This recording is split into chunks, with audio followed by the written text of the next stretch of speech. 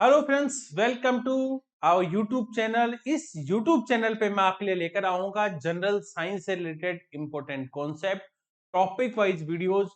और आपको इसमें वो देखने को मिलेगा जैसे थ्योरी के पूरे पूरे लेक्चर्स देखने को मिलेंगे। मैं आपके लिए जैसे फिजिक्स, केमिस्ट्री, बायोलॉजी, इनके लिए पूरी एक प्लेलिस्ट तैयार करूंगा जिनमें सारे वीडियोज आने वाले विद इन 2 से 3 मंथ में अपलोड हो जाएंगे। आप इस चीज की टेंशन मत करिए कि एग्जाम कब होगा। आप अपनी प्रिपरेशन को अच्छे से सॉलिड रखिए। अगर आपने अपनी प्रिपरेशन में 60 से 70 भी अच्छे से कवर कर लिया ना, तो आपको दिक्कत नहीं आने वाली है। ऐसा नहीं है कि एक स्टूडेंट सारा 100% कवर कर सकता है। इससे और ये भी घबराना नहीं है कि सर अभी तो कंप्लीट नहीं हुआ है सिलेबस और हमने तो इतना ही पढ़ा था, अभी हमने फिजिक्स का ये टॉपिक नहीं पढ़े। मैं आपसे प्रॉमिस करता हूँ कि अगर आपने मेरा पढ़ाया हुआ डेली रिविजन भी किया तो आपका एक भी कॉन्सेप्ट बाकी नहीं रहेगा। ये मेरा नया चैनल है और मैं इस चैनल पे पढ़ा रहा हूँ। इससे पहले मैं बहुत सारे ऑर्गेनाइजेशन में पढ़ा चुका हूँ। 4 साल का मुझे एक्सपीरियंस है लगातार जनरल साइंस में। मैंने 120 से ज्यादा कोर्सेज बनाए हैं, तो उसका फायदा आप सबको मिलने वाला है। शुरुआत करते हैं केमिस्ट्री के एक छोटे से टॉपिक के साथ ताकि आपका कॉन्फिडेंस बना रहे। फिर मैं आपके लिए लेकर आऊंगा पूरी तरह से थ्योरी के जो कॉन्सेप्ट है उनके साथ। आपको नोट्स मिल जाएगा, पीडीएफ आपको अवेलेबल हो जाएगी, सब कुछ आपको बता दूंगा कहाँ कैसे मिलने वाला है। बस आपको अगर वीडियो पसंद आ रहा है तो इस चैनल को सब्सक्राइब कर लें। वीडियो ध्यान रखना, कभी भी 1 से 2 मिनट या 3 मिनट वीडियो मत देखिए, पूरा वीडियो देखिए। अगर आप जब मन हो तब वीडियो के लिए रेडी आए कि अब मेरे पास टाइम है, क्योंकि आपको उसके साथ नोट्स बनाने हैं।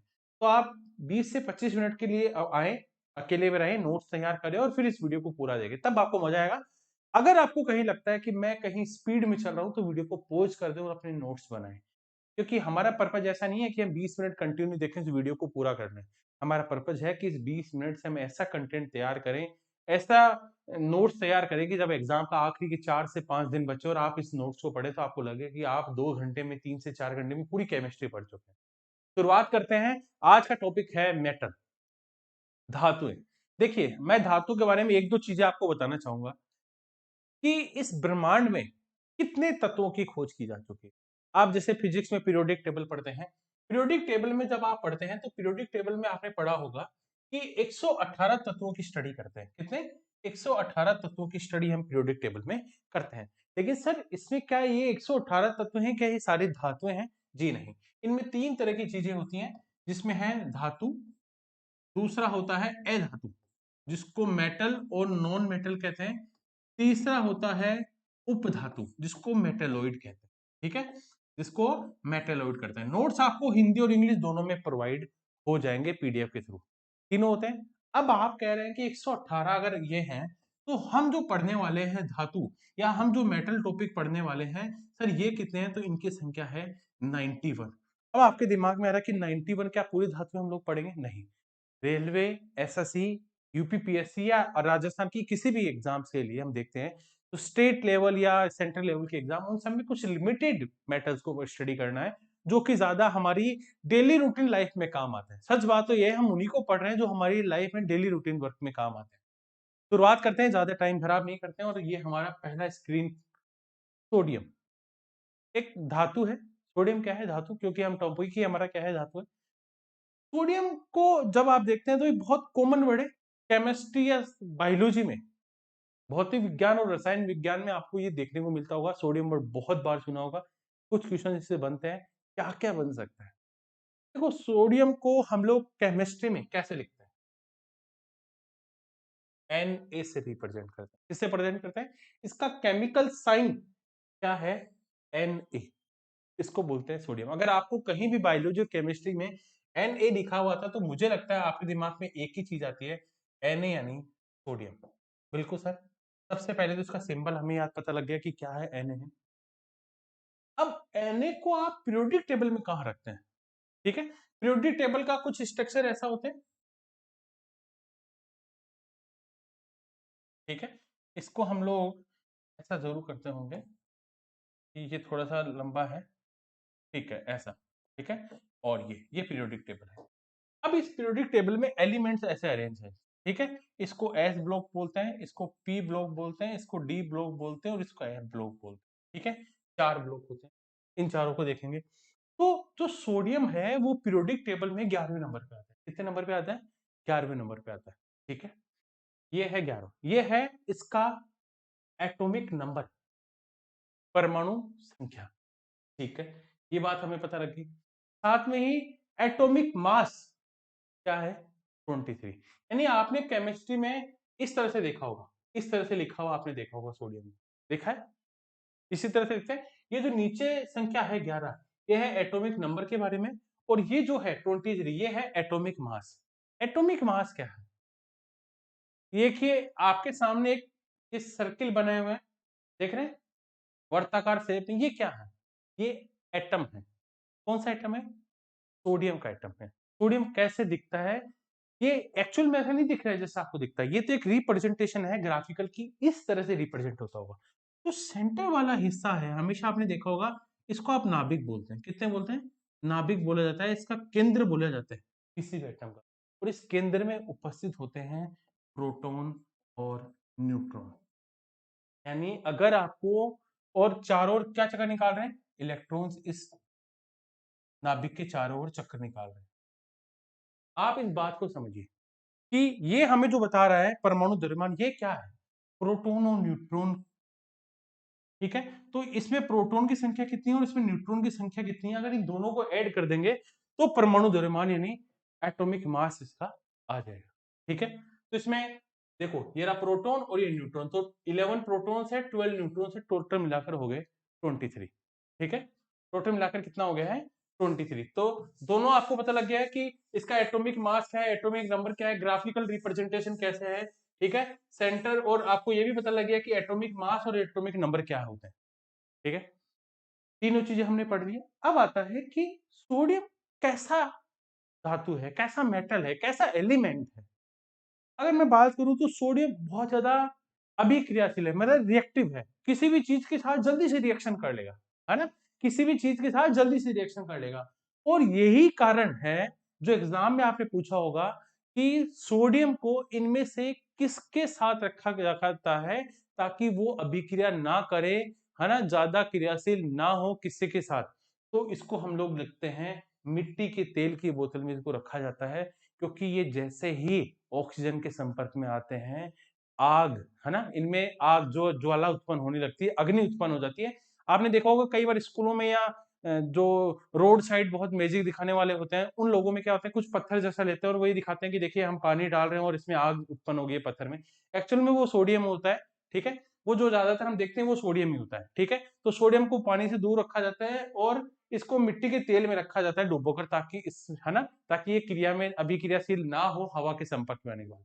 एक खास बात और है, सोडियम और पोटेशियम के साथ क्या है, सोडियम और पोटेशियम के साथ, सोडियम और पोटेशियम के साथ एक खास बात यह भी है कि दोनों सॉफ्ट मेटल है।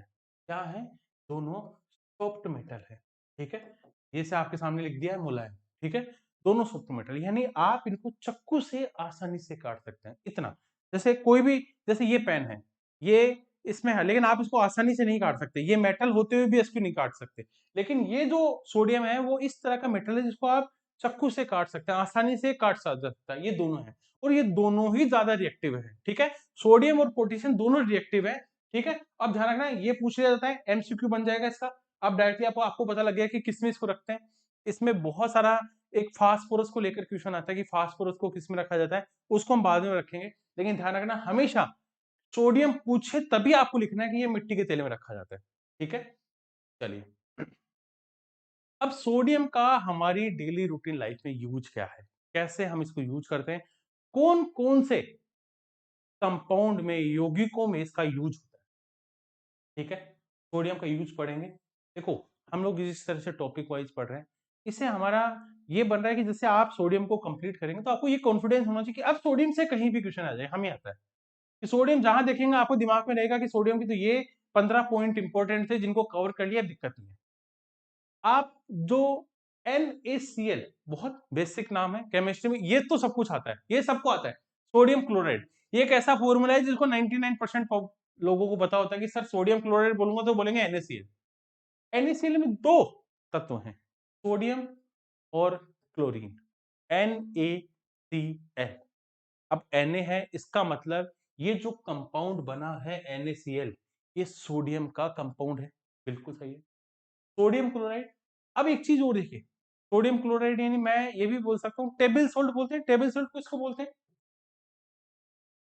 टेबल सॉल्ट किसको बोलते हैं?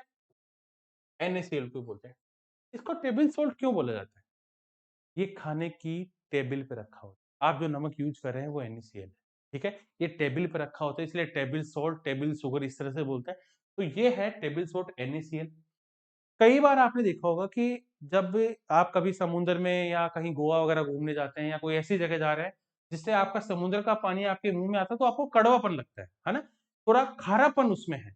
वो कड़वा और खारेपन में एक मोटा ज्यादा रीजन ये है कि समुद्र का पानी ज्यादा खारा क्यों होता है। इसका रीजन ये है कि जो समुद्र के अंदर जो समुद्र में जो माइक्रो मोलिक्यूल्स है जो जो सूक्ष्म जीव है छोटे जीव है वो क्या करते हैं इस सोडियम को खा जाते हैं।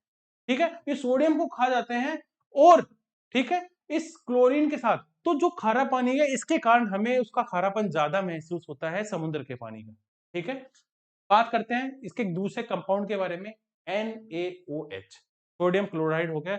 दूसरा है सोडियम हाइड्रोक्साइड NaOH। OH यानी हाइड्रोक्साइड, NaH यानी सोडियम, सोडियम हाइड्रोक्साइड। एक बेसिक क्वेश्चन फिर एमसीक्यू में पूछा जाता है जो हजारों बार पूछा गया है, मुझे लगता है हर एग्जाम में पूछ लिया गया है। कास्टिक सोडा किसे कहा जाता है? NaOH। ऐसी कोई एग्जाम नहीं बची है जिसमें sodium chloride, sodium hydroxide, sodium carbonate, sodium bicarbonate, अगर आप ऐसे ही क्वेश्चन में आज भी गलती कर रहे हैं इसका मतलब आप पढ़ाई नहीं कर रहे हैं बिल्कुल भी। आपने 9 10th में 11th में बिल्कुल कुछ नहीं पढ़ा इसका मतलब। ठीक है, तो NaOH कास्टिक सोडा है। ये कास्टिक सोडा भी कहते हैं। सोडियम क्लोराइड इसका वैज्ञानिक वो मतलब रासायनिक नाम है। और ये देखिए जो NaOH है वो कैसा है? वो व्हाइट कलर का, ठीक है, श्वेत कलर का है, सफेद कलर का, एक ठोस होता है, ठीक है, सॉलिड है। अब दो हो गए, पहला हमने पढ़ा था सोडियम क्लोराइड, दूसरा हमने पढ़ा था सोडियम हाइड्रोक्साइड और तीसरा आपके सामने इंपॉर्टेंट है सोडियम कार्बोनेट। बहुत ज्यादा बच्चों ने सोडियम कार्बोनेट और सोडियम बाइकार्बोनेट में हमेशा से गलती करते हुए आए हैं। आपको इसको अच्छे से याद रखना है। सोडियम कार्बोनेट होता है Na2CO3। क्या होता है इसका फॉर्मूला ही सबसे ज्यादा इंपॉर्टेंट है, ठीक है, Na2CO3 सोडियम कार्बोनेट। और इसे क्या कहते हैं हम लोग? धावन सोडा भी कहते हैं। ये क्वेश्चन एमसीक्यू में बहुत बार पूछते हैं। और इसका जो संश्लेषण है यानी बना कैसे है सोडियम कार्बोनेट, ये कैल्शियम कार्बोनेट और जो सोडियम सोडियम क्लोराइड है इससे मिलकर बना है। इनके संश्लेषण से तैयार किया गया है क्या? Sodium carbonate Na2CO3। तो तीन कंपाउंड हो गए NaCl, NaOH और Na2CO3। ठीक है, तीनों को पढ़ रहे हैं, तीनों के यूज हम बता चुके हैं। चलिए उसके बाद आता है हमारा sodium bicarbonate. Sodium bicarbonate NaHCO3 एक इंपॉर्टेंट फॉर्मूला है, बहुत बार पूछा जाता है। अभी भी NTPC का जो प्री एग्जाम लगा था उसमें भी आया था। डायरेक्टली इनडायरेक्टली इसका रिलेशन केमिस्ट्री के मोस्टली टॉपिक्स आपको देखने को मिलता है।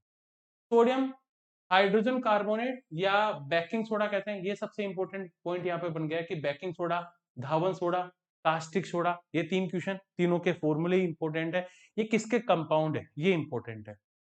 अब आता है सबसे इंपॉर्टेंट जो अब पूछा जाता है। अभी आपको एनटीपीसी में और अभी एसएससी जीडी में भी क्वेश्चन आया था और जो भी 10+2 CHS से लगा था उसमें भी हाइपो का, है ना, हाइपो का क्वेश्चन पूछा था कि हाइपो का फॉर्मूला क्या है, हाइपो का यूज कहाँ होता है, ये पूछता है।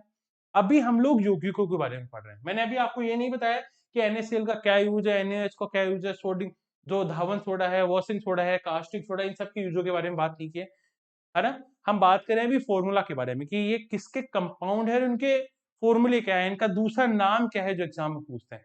तो हाइपो का सोडियम थायोसल्फेट को हाइपो कहते हैं। ये बहुत इंपॉर्टेंट पॉइंट है। चलिए तो अब हमें 5 कंपाउंड के बारे में पढ़ चुके हैं सोडियम के, ठीक है, 5 यौगिक थे। अब हम पढ़ने वाले हैं कि इनका यूज कहाँ है, सोडियम को आप कहाँ कहाँ यूज करते हैं। सोडियम को देखिए सबसे ज्यादा इंपॉर्टेंट है खाने वाली चीजों के संरक्षण में, उनके परिरक्षण में किया जाता है, ठीक है, भोजन में खाद्य पदार्थों के परिरक्षण में किया जाता है। वॉशिंग सोडा, आपने ब्लीचिंग पाउडर पढ़ा है, ब्लीचिंग पाउडर को बनाने में इस सोडियम का यूज किया जाता है, ठीक है। साबुन में सोडियम का देखते होंगे, आपने देखा होगा कि साबुन में सोडियम और पोटेशियम का नाम बहुत ज्यादा हो। आप जो कपड़े धोने वाला जो साबुन है वहां सोडियम को याद रखते हैं और जो सोप साबुन है जो नहाने वाला साबुन है यहाँ पर आप पोटेशियम को याद रखते हैं। बिल्कुल है, उसके फॉर्मूले में आपको एकदम क्लियर है, आपको देखते पता लग जाएगा कि कौन सा नहाने वाला साबुन का फॉर्मूला है और कौन सा कपड़े धोने वाला साबुन है, ठीक है। डिटर्जेंट में भी यूज होता है सोडियम का, ये हम देखेंगे। इसमें बहुत सारे फिर अभी टॉपिक आएगा बाद में, डिटर्जेंट बताऊंगा कि कैसे बनता है, सोप और डिटर्जेंट वाले टॉपिक में उसका फॉर्मूला कैसे, इसका फॉर्मेशन होता है, कहाँ का यूज। तो हम लोग देखते हैं खाने में, भोजन में इसका यूज होता है, खाद्य पदार्थों के परिरक्षण में, वॉशिंग ब्लीचिंग पाउडर बनाने में, साबुन बनाने में, कागज इंडस्ट्री में, कागज की लुगदी बनाने में इसका यूज होता है, ठीक है। कृत्रिम आर्टिफिशियल जो है ना रेशम है उनको बनाने में, जो ऑयल और जो फेट है उसको बनाने में सोडियम का यूज होता है।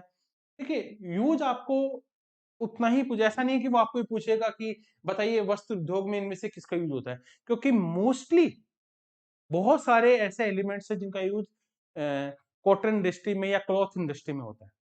आपको वो जो पूछने वाला टॉपिक था वो मैंने अभी से पिछले स्लाइड में यूज किया है। यहाँ जो पूछेगा ना आपको वो पूछ सकता है, यहाँ आपको क्या लग रहा है क्या इंपॉर्टेंट, यहाँ इंपॉर्टेंट है ब्लीचिंग पाउडर, कि ब्लीचिंग पाउडर में इनमें से किस कंपाउंड का यूज किया गया है या इनमें से किस धातु की वजह से ब्लीचिंग पाउडर का निर्माण किया जाता है, ये पूछ सकते हो। वो कभी भी आपको इस तरह के क्वेश्चन नहीं पूछेगा जो बहुत कॉमन हो, जो 2 से 3 एलिमेंट के रूप में काम में लिए जाते हैं, ठीक है। एक देखो बोरेक्स, बोरेक्स बनाने में सोडियम का, देखो बोरेक्स के फॉर्मूले में सुहागा के फॉर्मूले आपको मिलेगा सोडियम, ठीक है। ये हो गया, ये तो था आपका यूज। अब इसका यूज होता है एंटीसेप्टिक, ठीक है। एंटीसेप्टिक के रूप में रोगाणुरोधक के एंटीसेप्टिक क्रीम आती है, आप लगाते हैं, है ना। एंटीसेप्टिक क्रीम में काम आता है, ठीक है। अग्निशामक यंत्र के रूप में इसका यूज किया जाता है सोडियम का। पेस्ट्री और केक के, है ना, इनको फ्लोपी बनाने में, है ना, काम में लिया जाता है। फोटोग्राफी में हमने अभी हाइपो पढ़ा, सोडियम थायोसल्फेट, है ना, हाइपो पढ़ा, ठीक है। सोडियम थायोसल्फेट में इसका काम आता है। साथ में ये वही बात होगी फिल्म इंडस्ट्री में या फोटोग्राफी में काम आ गया। हाँ, एक इंपॉर्टेंट क्वेश्चन ये भी है, जल में जो क्लोरीन की मात्रा है उसको दूर करने के लिए सोडियम का यूज किया जाता है, ठीक है। ये सब आ गया, ये इतना इंपॉर्टेंट नहीं है क्योंकि इसके 2-3 और ऐसे एलिमेंट्स हैं जिनका यूज मतलब सिल्वर में, गोल्ड में या ऐसे एलिमेंट्स में किया जाता है जिसका निष्कर्षण किया जाता है, तो ये ज्यादा इंपॉर्टेंट नहीं है। पूछेगा आपको फोटोग्राफी का पूछ सकता है, आपको सुहागा का पूछ सकता है, एंटीसेप्टिक क्रीम में पूछ सकता है, वो पूछ सकता है कि जल में अगर क्लोरीन की मात्रा को दूर करना तो उसके लिए क्या पूछ सकता है, तब आपको सोडियम याद रखना है, ठीक है। ये हो गया।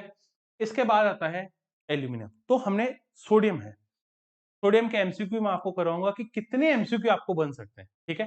कितने तरह के एमसीक्यू सोडियम में बनेंगे वो भी मैं आपको पूरा कवर करूंगा। ये पहला वीडियोस है इसलिए मैं आपका भी एक इंटरेस्ट जानना चाह रहा हूँ कि हम पहले केमिस्ट्री को करना चाहेंगे, मैं सोच रहा हूँ, और साथ साथ पैरेलल कुछ टॉपिक्स में हम फिजिक्स को करेंगे पॉइंट वाइज। इसलिए इसके बाद जो टॉपिक्स आएंगे केमिस्ट्री में वो पूरे सीक्वेंस में होंगे कि मेटल, मेटल में एमसीक्यूज क्या है वो भी साथ में करेंगे, उनमें क्या वन लाइनर बन रहा है, ठीक है। तो अभी हमने सोडियम में देखा, सोडियम में हमने उसका एटॉमिक नंबर, एटॉमिक मास, उसका एटॉमिक स्ट्रक्चर क्या है, उसका रिप्रेजेंटेशन कैसा है, उसके न्यूक्लियस में कितने न्यूट्रॉन और प्रोटॉन्स हैं, है ना, उसका नेचर कैसा है ना, धन आयन है, ऋण आयन है, कैटायन है, एनायन है। आपने देखा होगा सोडियम में Na+ होता है, ठीक है। तो ये कैटायन नेचर का है ना। तो इस तरह से हम इनको भी पढ़ेंगे कि आयंस क्या है, आयन का क्या रोल है, कैटायन कैसे बनता है कोई तत्व, और रिनाइन एनाइन कैसे बनता है, इन सबको पढ़ेंगे। दूसरा तत्व हमारे सामने है एल्यूमिनियम। एल्यूमिनियम आपको दिख रहा है Al लिखते हैं तो आपको याद आ जाता है पीरियोडिक टेबल में, आप कहते हैं सर ये तो एल्यूमिनियम की बात कर रहे हैं। एल्यूमिनियम, एल्यूमिनियम का एटॉमिक नंबर पीरियोडिक टेबल में 30 नंबर पे। आप यही चीज सोडियम में 11वें नंबर पे पढ़ रहे थे। पीरियोडिक टेबल में जो सोडियम था वो 11वें नंबर पे था और एल्यूमिनियम है 30 नंबर। अब मैं अगर बोलूं कि ये 27 इसका क्या है, मास है, परमाणु द्रव्यमान। तो परमाणु द्रव्यमान जो है ये क्या होता है, परमाणु द्रव्यमान दिमाग में अगर आपके आता है, आप कभी भी अगर आप केमिस्ट्री को समझना चाहते हैं तो आपको ये समझना पड़ेगा कि जब हम बात एटॉमिक मास की कर रहे होते हैं तब हम एटॉमिक मास के साथ, ये तो एक वर्ड है जिसको हमने रिप्रेजेंट किया, हम बात कर रहे हैं प्रोटॉन और न्यूट्रॉन की, है ना। 27 में क्या है, प्रोटॉन और न्यूट्रॉन की संख्या की बात की गई जिसमें 13 है ना प्रोटॉन होते हैं और 14 होते हैं न्यूट्रॉन, ऐसे मिलकर। अब न्यूट्रॉन और प्रोटॉन का नेचर कैसा होता है, न्यूट्रॉन आपको पता है न्यूट्रल नेचर का होता है, यानी जीरो, ये कहते हैं इसमें कोई आवेश ही नहीं होता, इसमें कोई चार्ज नहीं होता। प्रोटॉन पर हमेशा होता है पॉजिटिव आवेश और इलेक्ट्रॉन पर होता है नेगेटिव आवेश। ये कैसे सीखते हैं, ये हम बताएंगे जब आयंस की स्टडी कराऊंगा, तब आपको बताऊंगा कि इसमें पॉजिटिव और नेगेटिव आयंस पे कैसे बनते हैं, कैसा किसी तत्व पर पॉजिटिव का साइन आता है, कैसे नेगेटिव आता है। ये वैसे इलेक्ट्रॉन को डोनेट और एक्सेप्ट करने की प्रोसेस है कि कोई तत्व जब इलेक्ट्रॉन को एक्सेप्ट करता है तो उस पर नेगेटिव चार्ज आ जाता है, और जब आप किसी को डोनेट करते हैं तो पॉजिटिव चार्ज आता है। वो आपको मैं धीरे धीरे बताता चलूँ। एल्यूमिनियम का आपको पता लग गया एटॉमिक सिंबल क्या है, इसका एटॉमिक नंबर क्या है और एटॉमिक मास 13 और 27। कुछ मैं ये कहूंगा कि आपको लगभग पीरियोडिक टेबल में कम से कम 30 ऐसे तत्व हैं लगातार जो आपको याद होने चाहिए। जैसे हाइड्रोजन से शुरू करते हैं, hydrogen, helium, lithium, beryllium, boron, carbon, nitrogen, oxygen, इस तरह से आपको कम से कम 30 तक तो आप याद करिए। पूरे भी नहीं कर रहे हैं तो 30 तक। और फिर जो आपको लगता है कि कुछ जो मेटल इंपॉर्टेंट है और कुछ जो नॉन मेटल इंपॉर्टेंट है, आप उनको सीक्वेंस में याद कर लिए। जैसे आपको सिलिकॉन का पता होना जरूरी होता है कि मेटल है, बहुत पूछते हैं। ठीक है, आपको जैसे कार्बन वगैरह तो 30 में आ ही जाते हैं सब। इससे अलावा जैसे पारे का पूछ सकते हैं, है ना, एच के बारे में पूछते हैं। तो कुछ आपको बेसिक याद होनी चाहिए, कुछ आपको सीक्वेंस में याद होने चाहिए। अब एल्यूमिनियम, एल्यूमिनियम ने आपने कई बार देखा होगा, एल्यूमिनियम के बहुत सारे वायर होते हैं। एल्यूमिनियम की आप स्टेट्स में, सीढ़ियों में यूज करते हैं एल्यूमिनियम का, दरवाजों में एल्यूमिनियम का, खिड़कियों में एल्यूमिनियम का यूज होता है। एल्यूमिनियम से हम लोग सब अवेयर है कि एक व्हाइट कलर का, सिल्वर जो होता है उस तरह का होता है, व्हाइट कलर का होता है। इसमें हीट और इलेक्ट्रिसिटी का सुचालक होता है, गुड कंडक्टर होता है। एल्यूमिनियम के वायर हम लोग यूज कर रहे हैं, क्यों कर रहे हैं? क्योंकि इसमें इलेक्ट्रिक जो सिटी है, करंट है, वो अच्छे से फ्लो करता है ना। आपने देखा होगा कि हम बेस्ट टायर, हम बोलते हैं कि अच्छा टायर ले आओ, तो हम कहते हैं यार एल्यूमिनियम का टायर ले आना, एल्यूमिनियम वाला देना, वो ज्यादा अच्छे से काम कर रहा है ना। तो एल्यूमिनियम क्या होता है? हीट का और इलेक्ट्रिसिटी का, दोनों का सुचालक होता है। ठीक है, इसमें कई बार आपने पढ़ा होगा कि सर हीट का क्या है। अगर मान लो, अगर आपको लग रहा है कि किसी करंट में वो वायर अच्छा नहीं हो, जैसे हम कहते हैं कि यार इस तार को मैंने टच किया और वो गर्म ज्यादा हो रहा है, इसका मतलब क्या है? ये हीट और इलेक्ट्रिसिटी का अच्छा सुचालक नहीं है, ये गुड कंडक्टर नहीं है, क्योंकि ये करंट को अच्छे से फ्लो नहीं कर पा रहा है। और करंट को फ्लो करना क्या है ना? करंट को फ्लो करना क्या है? ये वायर है, वायर में करंट का फ्लो करता है। करंट कुछ नहीं होता है, करंट होते हैं सिर्फ इलेक्ट्रॉन्स। ठीक है, आप इलेक्ट्रॉन्स होते हैं, ये भागते हैं और इलेक्ट्रॉन करंट फ्लो होता है। एक सिंपल तार रखा है, मान लीजिए तार का एक टुकड़ा है, मैं इसको छूता हूं, उसको करंट नहीं आएगा। क्यों? क्या इसमें इलेक्ट्रॉन ही इलेक्ट्रॉन तो है, और इसमें फ्री इलेक्ट्रॉन्स भी हैं, लेकिन ये नहीं करें। इसके लिए करंट फ्लो करने के लिए सबसे ज्यादा इंपॉर्टेंट है डायरेक्शन। अगर इन इलेक्ट्रॉन्स की डायरेक्शन एक ही दिशा में है तो इसमें करंट आने लगेगा। ये जो हम बैटरी से कनेक्ट करते हैं वायर को, यानी प्लग में करते हैं, तो वो क्या करता है, एक पे आपने देखा हो बैटरी में पॉजिटिव और एक नेगेटिव लिखा होता है। इसमें क्या होता है, फिर ये जो इलेक्ट्रॉन्स हैं ये नेगेटिव नेचर के होते हैं, और ये क्या करते हैं, इधर पॉजिटिव की तरफ भागते हैं। ठीक है, क्योंकि नेगेटिव पॉजिटिव की तरफ अट्रैक्ट होता है, और जो धारा होती है, आई होती है विद्युत की, वो उसके अपोजिट दिशा में डायरेक्ट करती है, और आपको करंट फ्लो होने लगता है। और जैसे आप वायर को टच करेंगे आपको करंट आने लगता है। यही है कंडक्टर, यही है एटम, न्यूट्रॉन और प्रोटॉन की सीक्वेंस, कैसे एटम, यही सब होते हैं। और क्या सर ये वही इलेक्ट्रॉन है जो आपने मुझे हमें सबसे पहले बताया था नाभिक के बाद में जो चक्कर निकाल रहे? नहीं, ये वही इलेक्ट्रॉन्स हैं जो इन ऑर्बिट से, इन कक्षाओं से बाहर जा चुके हैं, जिनको आप फ्री इलेक्ट्रॉन्स कहते हैं। क्या कहते हैं? जिनको आप फ्री इलेक्ट्रॉन कहते हैं, जो कक्षा से बाहर आ चुके हैं।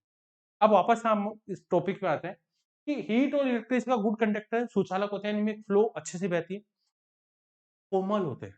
ठीक है, देखिए लोहे और दूसरे तत्वों की तुलना में कठोर नहीं है, कोमल होते हैं, सॉफ्ट। एल्यूमिनियम का वायर जल्दी से, है ना, आप करेंगे तो हो जाएगा। और अचुंबकीय होते हैं, यानी चुंबकीय क्षेत्र से प्रभावित नहीं होते हैं। आप चुंबक को पास में लाओगे कोई फर्क नहीं पड़ेगा, कोई अभी ऐसा नहीं होगा कि एल्यूमिनियम चुंबक को देकर चिपक जाएगा, उसकी कोई रिएक्टिव, वो अचुंबकीय होते हैं। मैग्नेटिक फील्ड काम नहीं करता है इनमें से। ठीक है, अब देखिए इस भू प्रॉपर्टी में, इस ब्रह्मांड में जितनी भू प्रॉपर्टी है, उनमें कौन से ऐसे तत्व हैं जो सबसे ज्यादा हमारे भू प्रॉपर्टी में पाए? तो भू प्रॉपर्टी में सबसे ज्यादा पाए जाने वाले तत्वों में ऑक्सीजन और सिलिकॉन। अब आप देखिए, ऑक्सीजन यहां पर क्या है? Non metal. ठीक है, सिलिकॉन, सिलिका क्या है? आपके मेटलॉइड। इसका मतलब सबसे ज्यादा पाए जाने वाला मेटल कौन सा है? एल्यूमिनियम, जो कि भू प्रॉपर्टी में 30 नंबर पाया जाता है। ये है तो 30वें नंबर पे, लेकिन अगर कोई पूछे कि धातुओं में सबसे पहले कौन है, तब आप एल्यूमिनियम को रखेंगे। सबसे ज्यादा कौन सा है? ऑक्सीजन को रखेंगे, है ना। नॉन मेटल कौन सा है? ऑक्सीजन को रखेंगे। मेटलॉइड कौन सा है? सिलिका को रखेंगे। मेटल कौन सा है? एल्यूमिनियम को रखेंगे। तीनों पॉइंट इंपोर्टेंट है, सीक्वेंस में भी आपको पता होना चाहिए और तीनों के फॉर्मेट में भी आपको पता होना चाहिए। आगे की बात करते हैं, कंपाउंड। सोडियम की बेसिक, एल्यूमिनियम की बेसिक हमने इंफॉर्मेशन पढ़ ली, कितना प्रॉपर्टी में है, भू प्रॉपर्टी में क्या सिंबल है, एटॉमिक मास क्या है, किस तरह का नेचर है। ठीक है, चुंबकीय क्षेत्र से प्रभावित है या नहीं प्रभावित, हमने देख लिया। एल्यूमिनियम क्लोराइड, जैसे सोडियम क्लोराइड था एक कंपाउंड सोडियम का, इसी तरह एल्यूमिनियम क्लोराइड AlCl3, ये व्हाइट कलर का एक कंपाउंड है, सफेद कलर का होता है। बिल्कुल सही है, इसमें ज्यादा दिमाग नहीं लगाना, बेसिक प्रॉपर्टीज है। जो आयरन क्लोराइड यानी FeCl3 की उपस्थिति में पीला दिखाई देता है, कारण पीला दिखाई देता है। इसमें क्या है, जो एल्यूमिनियम क्लोराइड है ये व्हाइट कलर का है, लेकिन जब इसमें आयरन क्लोराइड यानी FeCl3 जो है, अगर उसकी उपस्थिति के कारण, उसकी प्रेजेंस के कारण इसका कलर व्हाइट ना दिखकर कैसा दिखाई देता है, येलो दिखाई देता है।